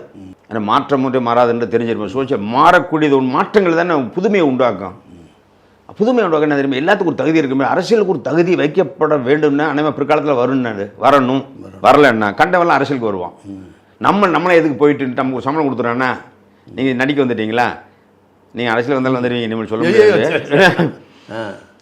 நீங்கள் வந்தால் நல்லது வராமல் போயிட்டீங்க, நாகரிகங்கிறது வராமல் போயிட்டீங்க. நீங்கள் பார்க்காத கம்யூனிசமா? அது ஏன் சொல்கிறேன் நான், தகுதியற்றவர்கள் ஒரு பதவிக்கு வர விரும்புவதும் தகுதியற்றவர்களை ஒரு பதவியில் அமர வைப்பதும் ரெண்டுமே மடமை, நாட்டுக்கு ஆபத்தானது. புரியுதா? தகுதியற்றவன் ஆசைப்படக்கூடாது. எனக்கு உடல் தகுதி இல்லாமல் போச்சுண்ணே, 165 சென்டிமீட்டர் போல் 163 நான் ஆசைப்பட்டேன். ஆனால் என் வெறி உண்டு அலையக்கூடாதுல்ல அந்த போலீஸ் பதவிக்கு, நான் விளையிடணும். அதே மரியாதை. ஐஏஎஸ் எக்ஸாம் எழுது 4 மார்க் இல்லை, என் கிளாஸ்மேட்டு ரூம்மேட் 4 மார்க் என்னை விட அதிகமாக எடுத்து ஐஏஎஸ் ஆஃபீஸர் ஆகிட்டான். நான் 4 மார்க் கம்மியாக எடுத்தேன்னா வெளியே வந்தேன். ஒத்துக்கிறோம்ல அதை? ஒத்துக்கணும். என்னை விட என் நண்பன் வெங்கடேஷன்ற வந்து ரூம்மேட்னு, எனக்கு அவன் வந்து 4 மார்க் என்னை விட அதிகமாக எடுத்தான், கிளாஸ்மேட்டு. எனக்கு ஐஏஎஸ் ஆஃபீஸர். நான் 4 மார்க் கம்மியாக எடுத்தேன்னா நான் வெளியே வந்தேன். ஒத்துக்கிறணும். 4 மார்க் 1 மார்க்கோ கம்மி தானே. நான் அவனை பார்த்து நான் போராடப்பட்டது கிடையாது, நான் வருத்தப்பட்டது கிடையாது. நல்லா இருக்காங்க. அப்போ என்னை விட 2 சென்டிமீட்டர் சொல்கிறேன்னே, ஜிராஜ் உத்தவில் 6 அடி. நாங்கள் ஆச்சரியமாக ஏன் பார்த்தேன்னா 6 அடி, நான் ஒரு 5 அடி இருந்தால் ஐபிஎஸ்ஸாக தான் ஆகிப்பேன். அப்போ தகுதியற்றவர்கள் இந்த பதவிக்கு ஆசைப்படலாமா? இப்போ எத்தனை அரசியல்வாதிக்கு அரசியல் வந்திருக்க தகுதியற்றவர்கள் நீங்கள் இருக்கீங்க. நீங்களும் மனச்சாய் தொட்டு கேளுங்கள். நீங்கள் அத்தனை பேரும் உத்தமர் தானான்னு சிவாஜி சொன்ன பாடலை நான் திருப்பி நான் சொல்கிறேன். யோசித்து பாருங்கள். ஒரு எம்ஜிஆர் வந்துட்டான்றக்காண்டி எப்படா எல்லாரும் ஆடலாம்? அரசியல் வந்து நான் எந்த நடிகரும் குறை சொல்லி நினச்சிருக்காதீங்க. நடிகர்கள் யார் வேணாலும் அரசியலுக்கு வரலாம். நான் சொல்கிறது கொஞ்சம் அரசியல் தகுதி இருக்க வரலாம். வரலாறு கற்றுக்குங்க, வரலாறு படிங்க, உட்காந்து ஒரு 5 வருஷம் ப்ராக்டிஸ் பண்ணு. அப்போ வரலாறு படித்தா மட்டும் போதுமா? இல்லை, நீ காந்தியவாதி படித்தோன்னா போராட்டத்தில் கடந்திருக்கணும். ஏன்னா சுபாஷ் சந்திர போஸை வந்து இந்தியன் நேஷனல் காங்கிரஸில் ஒத்துக்க மாட்டேன்ட்டாங்க தெரியுமா உங்களுக்கு? இன்றைக்கி டாபிக் வேறு மாதிரி போனால் கூட கொஞ்சம் சூடாக இருந்தால் கூட சுவையாக இருக்குன்னு என்ன சொல்ல வரேன், வரலாறு ஏன் முக்கியம் அப்படின்னு திருப்பி சொல்ல வரேன். வரலாறு படிப்பவர் 2 தப்பு செய்ய மாட்டான், வரலாறு படிக்கிறவன் தப்பு செய்ய மாட்டான், தப்பானவனை நம்ம இப்போ வழிக்கு போக மாட்டான். ஏன்னா வரலாறு பாடம் சொல்லுதுன்னு சொல்கிறேன். ஃபார் எக்ஸாம்பிள், இந்தியன் நேஷனல் காங்கிரஸ்னு ஒன்று இருந்ததா, சுதந்திரத்துக்கு போராடினது ஒரு இயக்கம். அதில் வந்து நேஜா சுபாஷ் சந்திர போஸை கண்டஸ்ட் பண்ணும்போது பயங்கரமான எதிர்ப்பு. ஏன்? காந்தி எதிர்க்கிறாரு. காந்தி அதை விட கொடுமை, சுபாஷ் சந்திர போஸ் ஜெயிச்சிட்டார். ஆனால் இந்தியன் நேஷனல் காங்கிரஸ் உங்களுக்கு தெரியும், அந்த வரலாறு மெழுசுன்னு தெரியும். வரலாற்றை பற்றி சொல்ல வரேன். இந்தியன் நேஷனல் காங்கிரஸ் சுபாஷ் சந்திர போஸ், அது யாரெல்லாம் தலைவர் இருந்திருக்காங்க? இப்போ எத்தனை அரசியல்வாதிகளுக்கு நான் அந்த பார்க்கவே மாட்டேங்க, அரசியல்வாதி எங்கள் ப்ரோக்ராம் பார்க்க மாட்டேங்க நீங்கள், தேவையும் இல்லை. அதாவதுன்னு ஒரு இந்தியன் நேஷனல் காங்கிரஸ்ன்ற ஒரு அமைப்பை பற்றி இன்றைய இருக்க அரசியல்வாதிகள் இளைஞர்களுக்கு எப்படி தெரியும்? அதை பற்றி மட்டுமே ஒரு 100 புக்கு இருக்குண்ணே. இந்தியன் நேஷனல் காங்கிரஸ் யார் ஆரம்பித்தா, எதுக்கு ஆரம்பித்தா, என்ன விஷயம், ஆரம்பித்தோம் இங்கிலீஷ்காரன், ஆரம்பித்தது ஃபவுண்டிங் மெம்பர் இங்கிலீஷ்காரன் ஹியூம் ஆரம்பிக்கிற 1885-86 ஆரம்பிக்கிறாருன்னு. அப்போ வந்து உமேஷ் சந்திர பானர்ஜி தான் ஃபஸ்ட்டு அதோட பிரசிடெண்ட்டு. எல்லாம் வயது அறிவு முதிர்ந்தவர்கள் மட்டும் 73 மெம்பரு, அவங்க தான் இருக்க முடிஞ்சது. அடுத்தது காந்தியெல்லாம் பின்னே லேட்டாக தான் வர்றாரு, அப்போ நேரு வர்றாரு. எவ்வளோ பெரிய, அதுவும் சிஎம் பதவியும் ஒன்றுன்னு சொல்ல வர்றேன். ஒரு அரசியல் தலைமைக்கு ஒரு தகுதி வேணாம். என்ன ஏன் ஓட்டு போடுறது 18 வயசு 5 வயசு பிள்ளை ஓட்டு போட்டால் ஓட்டு விழுகாதா? ஏன் ஒரு மெச்சூரிட்டி வரும்னு தானே வைக்கிறோம். ஓட்டுக்கு என்ன ஏஜ், ஓட்டுக்கு மேரேஜுக்கு என்ன ஏஜ் வைக்கிறோம்? ஒரு பர்டிகுலர் உடலும் மனதும் பக்குவம் அடைஞ்சால் தான் அவன் கரெக்டாக ஒரு தலைவரை தேர்ந்தெடுக்க முடியும்னு வைக்கும்போது நீங்கள் அப்புறம் அது எவ்வளவு அதுக்குள்ளே சூட்சுமம் இருக்குது அதுக்குள்ளே. அதேமாதிரி பார்த்தீங்கன்னா இந்தியன் நேஷனல் காங்கிரஸில் வந்து நேதாஜி ஃபைட் பண்ணும்போது கண்டெஸ்ட் பண்ணுறாருன்னு அதை இப்போ யாருமே வரவேற்கலை. முக்கியமாக காந்தி, உங்களுக்கு தெரியும், பட்டாபிராமன் கொண்டு வர்றாரு. பட்டாபிராமன் வயசு என்ன, அனுபவம் என்ன, அவர் எவ்வளோ பெரிய ஆள், மதராஸ்லேருந்து வந்த ஒருத்தர், மாரி சீரியஸ் லீடர் வேணும் இன்சல்ட் பண்ணுற மாரியே. இதை எதிர்த்து வந்து சுபாஷ் சந்திர போஸ் இளைஞர் படை பெரும்படையாக விட்டு இருக்கு. அவர் ஒரு ரெவல்யூஷனரி மார்க்கத்தில் போயிட்டுருக்காரு, வயசு கம்மி, கண்டெஸ்ட் பண்ணுறதுக்கு ஒத்துக்கிட்ட மாட்டேன்ட்டாங்க. எதுக்குண்ணா? Because of his age. என்ன உன் வயசு, நீ என்ன சின்ன பையன், நம்மளும் சின்ன பையன் சொல்லுவாங்க பார்த்தீங்களா, என்ன சின்ன பையன், நேற்று பேஞ்ச மலையில் முளைச்ச காலம், நீ கண்டெஸ்ட் பண்ணுற அப்படின்றது தான் கோபம் அவங்களுக்கு. புரட்சிவாதம், மிதவாதத்துக்கு ஆப்போசிட்டான ஒரு ஆக்டிவிட்டி. யங் மேன் பிரைட்டாக பிரில்லியண்ட்டாக இருக்கார், வரக்கூடாதுன்றாங்க ஏஜ் காரணம் கருதி. மீறி ஜெயிச்சிட்டார், காந்தி கோச்சிக்கிட்டார். பட்டாபி தோல்வி ஏன் தோல்வி சொல்லிட்டு வெளியே போயிட்டார். இது ஒரு வார்த்தைக்காக வேண்டிய என்ன பண்ணார், சுபாஷ் சந்திர போஸ் பதவி ரிசைன் பண்ணிட்டார்.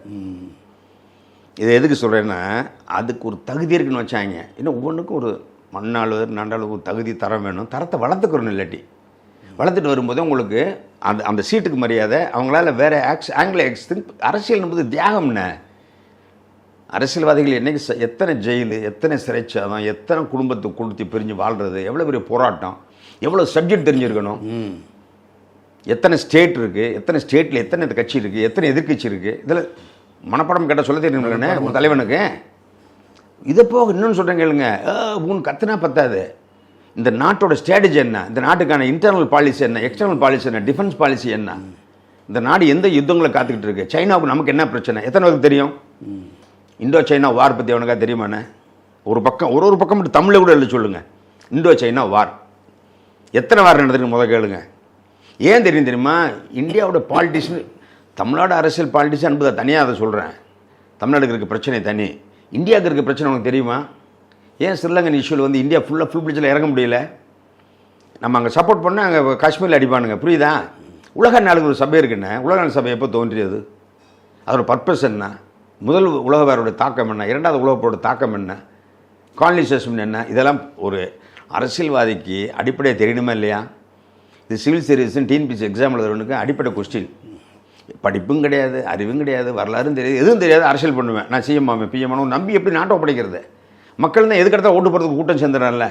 நீங்கள் அதை சொன்ன அன்றைய காங்கிரஸ் போராட்டத்தை எடுத்து பாருங்கள், கம்யூனிஸ்ட் போராட்டத்தை எடுத்து பாருங்கள், சுதந்திர பார்ட்டி எடுத்து பாருங்கள், ஜஸ்டிஸ் பார்ட்டி எடுத்து பாருங்கள். வந்த ஆட்கள் எப்படி ஆள் இருந்தாங்கண்ணே கட்சியில், கட்சி தொண்டர்கள் எப்படிப்பட்ட ஆள் இருந்தாங்கண்ணே, கடைசி தலைவன் எப்படி தொண்டர் வரைக்கும் பாருங்கள். ஒரு அமைப்பு எப்படி இருந்தது, ஒரு செயல்பாடு எப்படி இருந்தது, அது எப்படி சீட்டுக்கு வந்தது. இப்போ ராமசாமியோட கேள்விப்பட்டிருப்பீங்க, அவர் பேர் என்னென்ன, ராமச்சந்திர, இவர் சிஎம் இருந்தார், ஓமந்தூர் ராமசாமி ரெட்டியார்,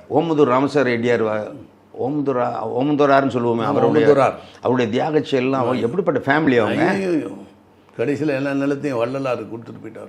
எப்படி வாழ்ந்தாங்க? பொன் முத்துராமலிங்க தேவர் எடுத்துங்க, அவருடைய அரசியல் வரலாறு என்ன, பாலிடிக்ஸ் என்ன, அவர் என்ன பண்ணார். நீ அதுக்கடுத்து அம்பேத்கர் எடுத்துக்கோங்க, அவர் அம்பேத்கர் கண்டுபிடிச்சி குச்சி ஆரம்பித்தார். இவங்கெல்லாம் அரசியல் விட்டு எப்படி ஒதுங்கி இருந்தேன், காரணம் வந்து நாடு நல்லா இருக்கணும்னு. அதனால் இப்போ எதுக்கு நான் சொல்ல வந்தேன்னா, நாம் சொல்கிற வரலாறு அட்லீஸ்ட் இதை படிச்சிங்கன்னா, பக்சர் போராகட்டும் அதாகட்டும் எது கொண்டு வரோம். அடுத்து நமக்கு உள்ள வரது 1857 சிப்பாய் மீட்டினி. அதுக்கு தான் நான் லீடு எடுத்து இவ்வளோ சொல்லிட்டு போகிறேன். அந்த சிப்பாய் மீட்டுக்குள்ள அவ்வளோ விஷயம் அடங்கியிருக்குண்ணே. அந்த 1857 சிப்பாய் மீட்டை மட்டுமே நீங்கள் கற்றுக்கிட்டிங்கன்னா, படிச்சுக்கிட்டிங்கன்னா, இந்த நாடு வேறு ஆங்கிளில் உணர்வே வேறு மாதிரி ஆயிடுண்ணே. இந்த கட்சிக்கான பல பேர் இப்போ அரசியல்வாதிகள் சாரிங்க நான் தெரியாமல் அரசியலுக்கு வந்துட்டு வித்ட்ரா பண்ணிடுவோம். ஏன்னா எனக்கு பேர் போல தானே வர்றீங்க. என்னைக்கு நான் சிஎம் ஆவேன் பிஎம் ஒன்று பேசுகிறீங்களா, அன்ஃபிட்னே யூஆர் எக்ஸ்பெக்டிங் சம்திங். புரியுதா உங்களுக்கு?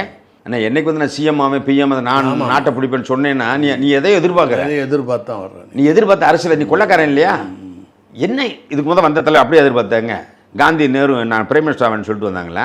இல்லை அண்ணாவும் எம்ஜிஆரோட விடுங்க, எம்ஜிஆர் நமக்கு நம்ம காலத்தை வந்து அதுக்கு காமராஜர் எடுத்துக்கங்க, அதுக்கு முதல் நேதாஜி ராஜாஜிலாம் பார்த்துருப்பீங்க. யாராவது நான் சிஎம் ஆவேன் பக்தவச்சலம் சிஎம் ஆகுன்ட்டு வந்தாங்களாண்ணே? ஜெயிலில் அடிபட்டு மிதிப்பட்டு தோண்டு அந்த சீட்டில் உட்கார்றதுக்கு காமராஜர் நிம்மதியாக உட்காந்தாரா? அவர் சிஎம் ஆவேன்னு சொல்லிட்டு அவர் பிரைம் மினிஸ்டர் ஆகிருக்கலாம்னா உங்களுக்கு தெரியுமில்ல வரலாறு. பிரைம் மினிஸ்டர் ஆவதற்கு அனை தகுதியும் இருந்த படிக்காட்டி அப்புறமேல் உலகம் என்று வரவேற்றது அவர் சீட்டில். அவர் இந்திரா காந்தி அம்மா உட்கார வச்சுட்டு வந்தார்ல. அப்போ எவன் ஒருவன் நாற்காலியை எய்ம்னு கனவு காண்றான், அன்ஃபிட் டு பாலிடிக்ஸ். இது நான் தயவுசெய்து தாப்பர் இந்த கட்சி அந்த கட்சின்னு சொல்லி ஏதாவது ஒரு முத்திரை குத்துறாதீங்க. உங்களுக்காக இந்த மக்களுக்காக ஒரு ஓட்டராக பேசுகிறேன்னே. எனக்கு ஒரு ஓட்டு இருக்குண்ணே, அந்த ஓட்டு கொச்சப்படுத்த நான் விரும்பலை. என் ஓட்டை வந்து கிழிச்சு கூட போடலாமான்னு கோவம் வருது. இல்லை நல்லவனுக்கு போடலான்னு தேட வேண்டியதாக இருக்குது. அரசியல் பின்னணியோடு வாங்க, பரம்பரையாக போராடுங்க. இல்லாட்டி ஒரு இன்னொரு இது முற்றும் திறந்துட்டு போய் அரசியல் பண்ணுங்க. கீழே போஸ்ட் விட்டிட்டு கீழேருந்து உருண்டு விரண்டு வாங்க. கட்சி இயக்கங்கள் பேசுங்க, தொண்டங்கள் மக்களுக்காண்டி போராடுங்க.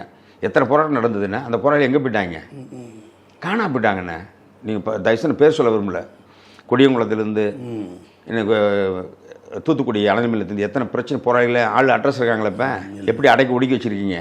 உயிரோடு இருக்காங்களே டவுட்டாக இருக்குது. தெரியுது அவங்களுக்கு? மிகப்பெரிய போராளிகள் அந்த கம்யூனிஸ்ட் உங்களுக்கு நல்லா தெரியும். எங்கே போனாங்க எல்லா போராளிகளும்? போராளி பூரா எங்கே போனான்? சீட்டு சிஎம் சீட்டுக்கு ஆசைப்பட்டு போராடினானுங்க. ஒரு இயக்கத்துக்கு கொள்கை காட்ட போராடினாங்கண்ணே. எவனா பேர் தெரியுது அவங்களுக்கு? இன்றைக்கி எவனான்னு சொல்லக்கூடாது, எவராவது உங்களுடைய பேர் உண்மையான போராளிகள். ஜல்லிக்கட்டு போராட்டத்தை எடுத்துக்கோங்க. யாராவது உங்களுக்கு இன்றைக்கி தெரியுதா லிஸ்ட்டில்? தெரியாது. ஏன் அவன் சீட்டுக்காக வேண்டி போராடலைண்ணே. நான் சிஎம் ஆவேன்னு எவனுமே போராடலை. இது நடக்கக்கூடாது, நான் ஆழ்துறை குணர் போடக்கூடாதுன்னு போராடினவன். கூடவங்களை வரக்கூடாது, அனல் மில்லுக்கு வந்தக்கூடாது, எத்தனை போராடினவங்களை என்ன ஆனாங்க? அவன் தான் போராளி.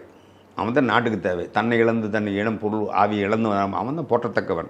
அதை விட்டுட்டு எவன் ஒரு நாற்காலியை எய்ம் பண்ணி ஓப்பனாக பேசுகிறாங்களோ மக்களே இதில் நம்ம தெரிஞ்சுக்கிறணும். இது காரணம் வரலாற்று பிழைன்னு நல்லா தெரிஞ்சுங்க. வரலாற்று பிழை சில நடந்திருக்கும். வரலாற்று பிழைன்னு பண்ணேன்னா ஒரு மிகப்பெரிய பிளண்டரை பண்ணுறது, அது உலகத்தின் எஜ்ஜும்னு அடிச்சு செல்லும். இதுதான் ஜூவிசம். நம்ம ஹிட்லர் நல்லவன கெட்டவன் கண்டு ஒரே ஒரு நாசிசம். என்ன வரலாற்று பிழை நடந்தது? யூதர்களுக்கு எதிரான ஒரு கொடுங்கோல் ஆட்சி. பிரிட்டன் என்ன பண்ணுது? காலனிசம். இதான வரலாற்று பிழைன்றோம்.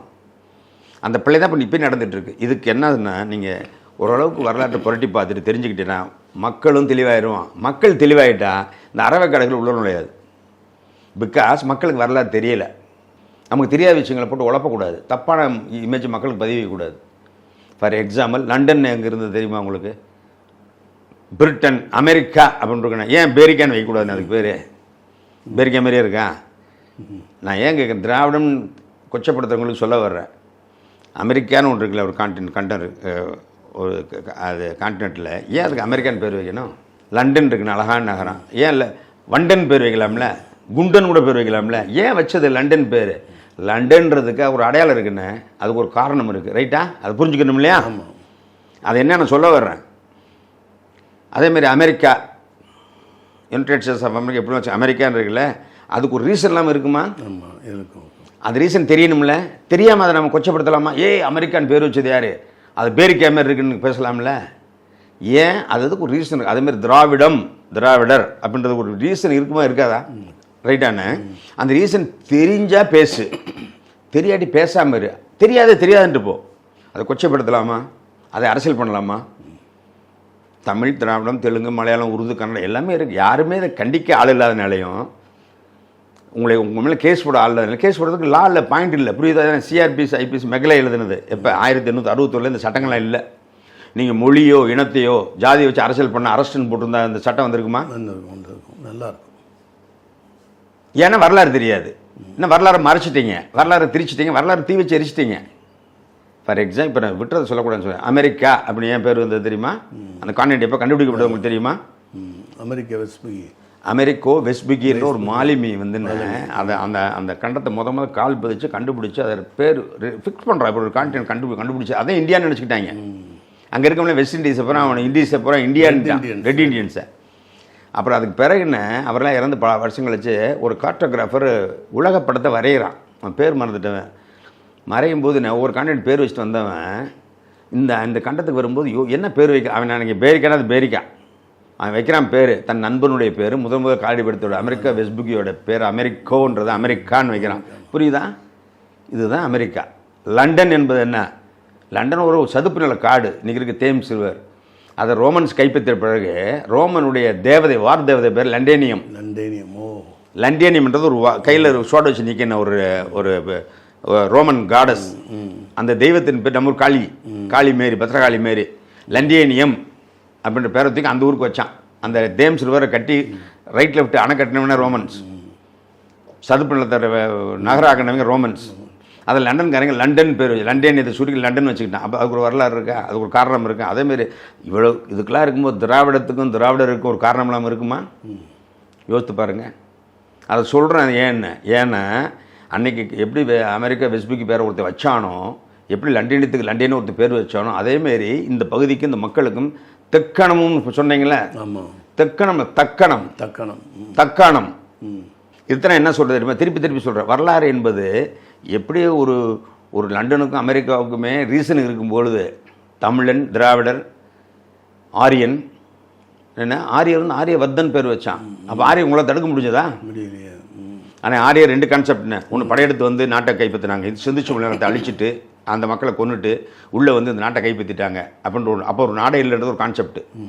இந்தியா என்ற ஒன்றே இல்லை. இந்தியாவே இல்லாத போது தமிழ்நாடு எப்படி இருக்கும்? அப்போ இந்தியாவே இல்லாத போது தமிழகம், ஆந்திராவும், கேரளா எப்படி இருக்க முடியும்? இது பூரா தக்கானம்னாங்க என்ன, விந்திய சாதுர மலை கீழே இருக்கும் பகுதி ஒரு பள்ளத்தாக்கு மாரி வந்து தக்கணம்ன்றது தெக்கணம் ஆயிடுச்சு. அந்த தக்காணம் என்பது பிற்காலத்தை வந்து மதராஸை பிரிட்டிஷ்காரன் ஆட்சி பிடிக்கும் மதராஸ் மாகாணம்னு பேர் வச்சான்.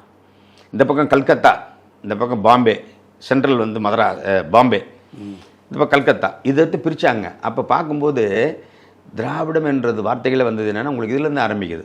ஆரியர்கள் இன்றி ஆரியவர்தனாங்க. ஆரியர் கீழே இந்த பகுதியெல்லாம் தக்காணம் வந்து திராவிடான வார்த்தை உச்சரிச்சது அவங்க தான். எப்படி லண்டன் பேர் வச்சானோ ஒருத்தன், எப்படி ஒருத்தன் அமெரிக்கோன்னு பேர் வச்சானோ அதேமாதிரி நமக்கு பேர் வச்சோம் ஆரியர் தான். அதை புரிஞ்சுக்கணும். ஆரியருக்கு நான் நாட்டை பிடிச்சார், ஆட்சி பண்ணுறான ரூலர். அவன் தனக்கு கீழே அந்த உள்ள பேர் வைக்கிற அவனுக்கு பவர் உண்டா இல்லையா? இங்கிலீஷ்காரன் தான் நமக்கு இந்தியான்னு யாருன்னு பேர் வச்சதே, அதை ஏற்று பேச முடியும். நம்ம பிரிட்டிஷ் இந்தியான்னு பேர் வச்சதாரு யார் ஒருவர் ரூலரோ அவர் தனக்கு கீழே அந்த மக்களையும் இனங்களையும் பிரித்தான், எல்லை பிரித்தான், பாகுபட்டான். பாகிஸ்தானுக்கு இந்தியாவுக்கு எல்லையை பிரித்து கொடுத்தது யார்? பிரிட்டிஷ். சைனாவுக்கு நமக்கு எல்லையை பிரித்து கொடுத்தது, கிளிப்டன் லைன்ஸ் போட்டு கொடுத்தது யார்? பிரிட்டிஷ். அப்போ எவன் ஒருத்தன் அதிகார வர்க்கத்தில் இருக்கானோ, ஆளு வர்க்கத்தில் இருக்கானோ, அவனுக்கு அடிமையாக இருந்தவர்களுக்கு நமக்கு பேர் வச்சான். நீ தமிழன், நீ மலையாளி, நீ ஆந்திரா, பேர் வச்சு அவன் தானே. அப்புறம் நம்ம வச்சுக்கிட்டோம். இதுலேருந்து என்ன சொல்ல வரேன்னா, இந்த வரலாற்று புரிதல் வரும்பொழுது மக்களுக்கு அவேர்னஸ் வேறு மாதிரி வரும். அதற்காக வேண்டியாவது எங்கள் சேனலை பாருங்கன்னு நான் சொல்ல வரல, ரைட்டா? எங்கள் வேலை அதுவும் இல்லை. நாங்கள் இன்றைக்கி பேசுவோம், நீங்கள் நாளைக்கு பார்க்காட்டி நாங்கள் வித்ராவை இழுத்து மூடிட்டு போய்கிட்டே இருப்போம். அதனால் நாங்கள் திரும்ப சொல்ல வருவது, இந்த காலகட்டத்திற்கு இவர் மூலியமாக நானும் என் மூலமாக அண்ணனும் இந்த சேனலும் சொல்ல விரும்புவது, வரலாறு மிக முக்கியம் அமைச்சரே என்பது போல் வரலாறு மிக முக்கியம் என் தாய் திருநாட்டு மக்களே. அது தமிழரா, தெலுங்கரா, ஆந்திரக்காரா, திராவிடரா, ஆரியர் இப்போ நம்ம ஒன்று வந்துட்டாங்க. அப்படியான இவ்வளவு நம்ம ஆக்ரோஷம் பேசலாம், அமைதியாக பேசினாலும் மக்களுக்கு சொல்ல வேண்டிய கருத்து என்றால் கற்கை கசடற தாய் திருநாட்டு வரலாறு மக்களுக்கு மிக அவசியம், அரசியல்வாதிகளுக்கு மிக மிக அவசியம் என்பதை ரொம்ப தாழ்மையாக சொல்லிக்கிறோம். இப்போ நாங்கள் பேசுனது தாழ்மையாக சொல்லிக்கிறோம். ஒன்றும் இல்லை, படிங்க, நிறைய புஸ்தகம் இருக்குது. அரசியல்வாதிகள் நிறைய நெப்போலியன் மாதிரி குதிரை போகும்போது படிச்சுட்டே போங்க. ராபர்ட் கிளை சண்டை நடந்துகிட்டு இருக்கு, மேலே புக் படிச்சுட்டே நடந்துறேன். இந்த ஆங்கிள் போங்க, இந்த ஆங்கிள் போங்க, திருப்பி அந்த புக்கு படித்து மூடி வச்சு தான் போய் ஃபைட்டுக்கு போயிருக்காங்க. ராபர்ட் கிளைவை வாரி தந்திரங்களை தான் படிச்சிருக்காங்க. படித்தபோது மேக்மில்லர் புக்ஸும் வாரு, சாணக்கிய அர்த்த சாஸ்திரம், இது இப்படித்தான் பாடம் எடுக்கணும், இப்படித்தானே வார் செய்யணுன்றதெல்லாம் படிச்சுட்டு பண்ணவங்க. அதெல்லாம் உலக ஆள முடியாது. உலக ஆள விரும்புபவர்கள் உங்களை ஆள தகுதியாளராக மாற்றிக்கொள்ளுங்கள். இது எங்களுடைய தாழ்மையான வேண்டுகோள். இல்லாவற்றால் மாற்றுவோம். அறிவு மூலயமா வாத்தியார் என்ன பரம்பரத்தை அடிச்சுட்டு சொல்லிக் கொடுப்பார்ல, நம்ம அதுதான் வேலை. இப்படியாக இந்த ஆங்கிளில் பார்க்கும்போது தான் நான் பேட்டில் ஆஃப் பிளாசி சொல்லி முடித்தேன். அதான் கேட்டேன், சுதந்திர தினத்தை கொண்டாடும் நீங்கள் அடிமைப்பட்ட தினத்தை இனியாவது தெரிஞ்சுக்குங்க. தெரிஞ்சிங்கன்னா அப்போ தான் இந்த ட்ராவல் உங்களுக்கு தெரியும். இங்கே அடிமைப்பட்டவங்க மீட்டதுக்குள்ளே எத்தனை போராட்டம், எத்தனை உயிர் பலி, எத்தனை நரக வேதனை.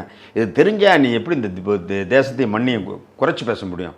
ஏன்னா ஆந்திரக்கார், திராவிடரும், மலையாளியும் நம்ம உடன்பிறப்பு தானே. இதானே சொல்லுது திராவிடம்.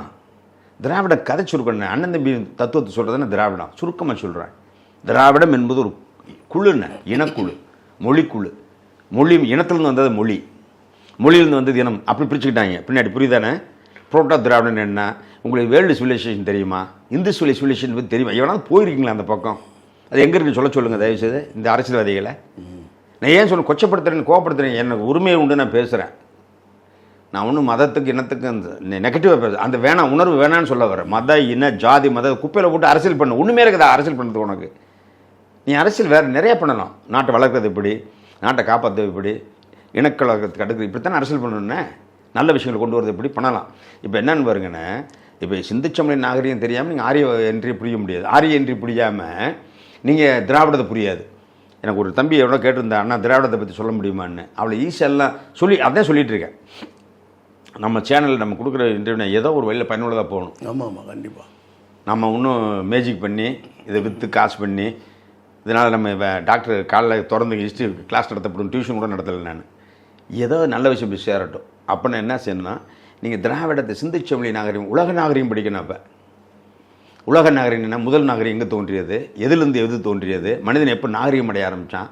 ஒருத்தனை பார்த்து ஒருத்தர் புண்ணையை செய்வதே நாகரிகம் சொல்கிறான் நம்ம வில்டூர். ஆமாம், வில்டூர்னு சொல்கிறார். 3 வேளை சாப்பிட்றான் பார் மனிதன், அதுவே நாகரிகன்றான். ஏன்னா கிடைக்கும்போது சாப்பிட்டு, கிடைக்காத பட்னியாக கிடந்து வாழ்ந்து வந்தாங்க ஆதி காட்டு முன்னாடிகள். உணவு கிடைக்காது, மழை காலத்தில் கிடைக்காது, பக்குவப்படுத்த தெரியாது, கறி ஒரு நாளைக்கு மேலே கெட்டு போயிடும். ஆடு மாடு புலிகள் இதுக்கு மான வேட்டையாடினா 2 நாள் வைக்க முடியாது, நாரிடும், கெட்டு போயிடும். அதனால் கிடைக்கும்போது நிறைய சாப்பிடுவாங்களா என்ன, கிடைக்காட்டி ஒரு வாரத்துக்கு பட்னியாக கிடப்பாங்களாம். மழை காலங்களில் எப்படி பட்டுருப்போம்? முன்னோர்கள் தாத்தனோட தாத்தன் தானே வாழ்ந்தான், அதுலேருந்து வந்ததான் நம்ம.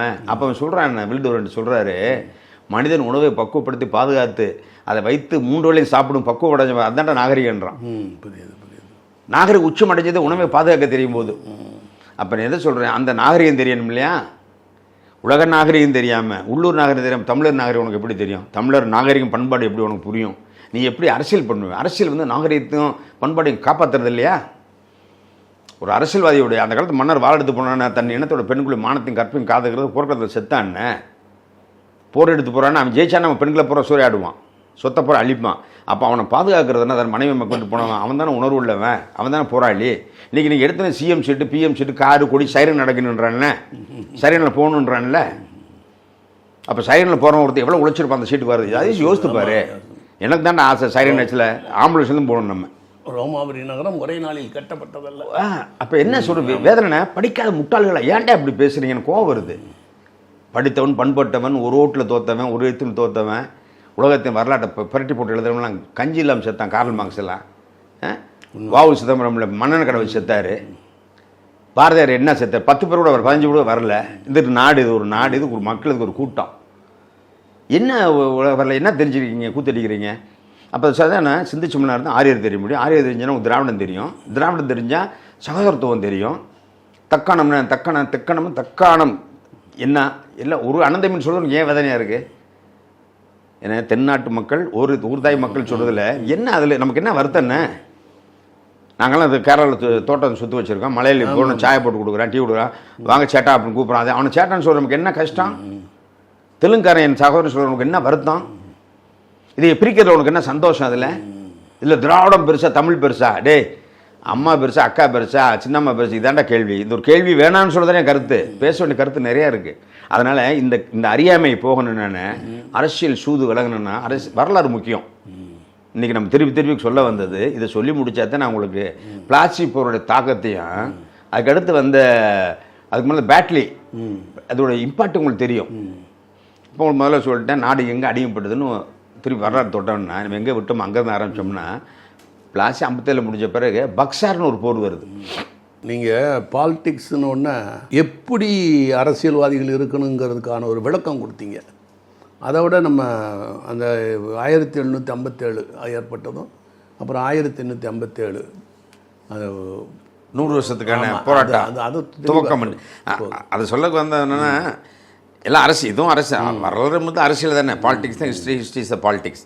இப்போ நம்ம எதுக்கு இவ்வளோ உயிரை கொடுத்து பேசிட்டு வந்தோம் என்னென்ன, அந்த 1757 பிளாசியோடைய வார் தாக்கம் இருக்குவாங்களே, அங்கே தான் வந்து இந்த தேசம் சொல்கிறத விட இந்துஸ்தான் அடிமைப்பட்ட யுத்தம்.